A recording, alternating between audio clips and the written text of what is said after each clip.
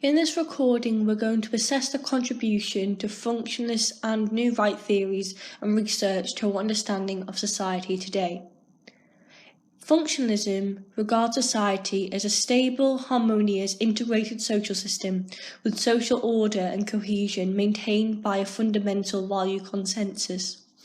The new right is a cultural or economic theory that stems from the principle that free markets, competition and privatisation are the best way for societies to develop.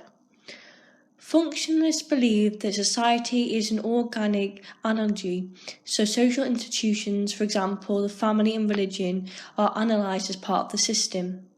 They believe that functional prerequisites suggest that society needs some basic and necessary conditions to live.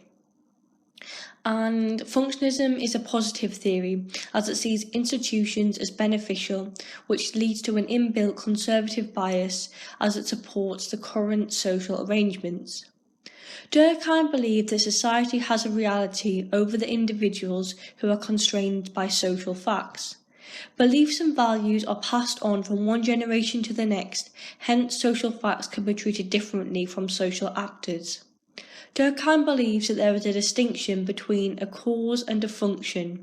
For example, Christianity's origin lies amongst a group of Jews under Roman rule, yet its functions require a different explanation.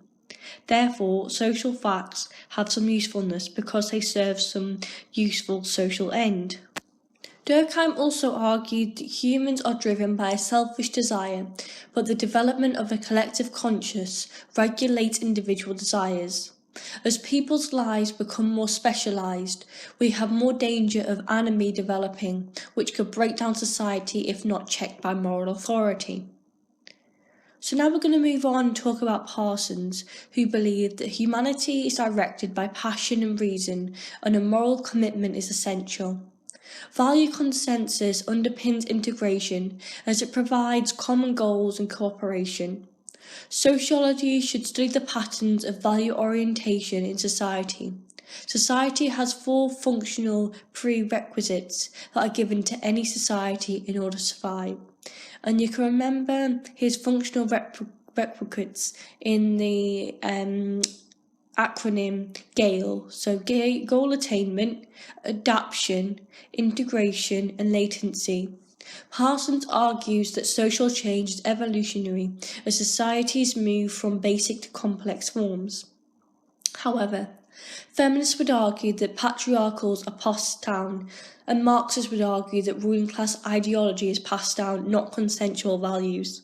Also, Parsons failed to explain social change well and why prerequisites are never static.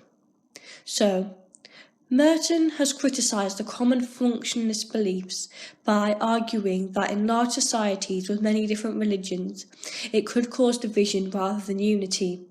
Also, Merton believes that society may be dysfunctional. For example, poverty may be a function for the non-poor, but it may be dysfunctional for the population as a whole.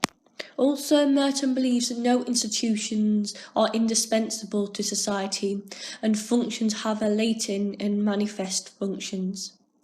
So overall, the problem with functionalism is that it's teleological. Functionalism explains that parts of the system exist because it's beneficial for the whole of society, but then argues that these effects explain its origin. But an effect cannot explain a cause because a cause must always precede effects.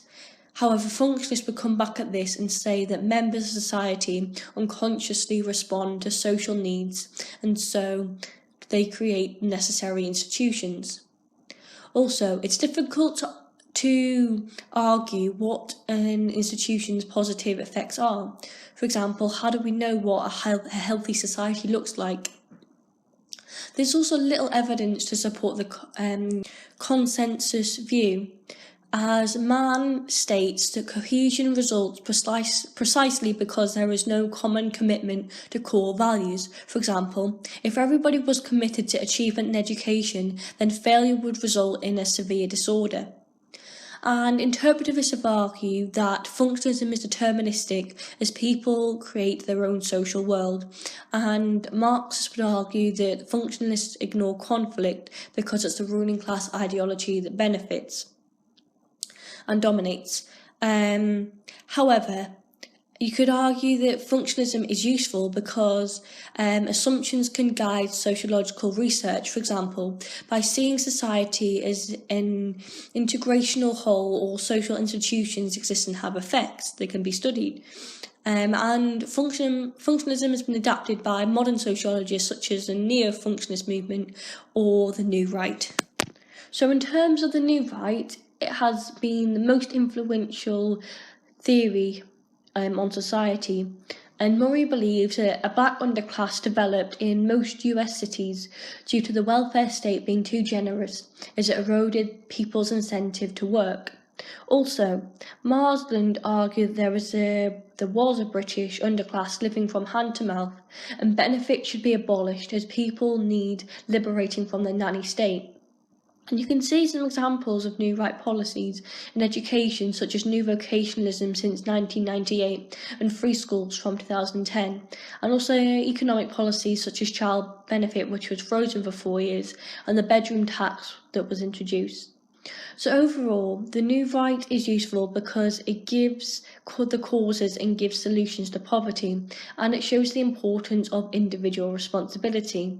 However, the New Right theory has had disastrous social consequences such as an increase in income inequality, and it removes capitalism from the blame. So in conclusion, functionalism is now regarded as inadequate and old-fashioned approach to understanding society. The New Right has replaced the functionalist view, and the main difference is that instead of trying to explain society, it is simply a justification for free enterprise of capitalism.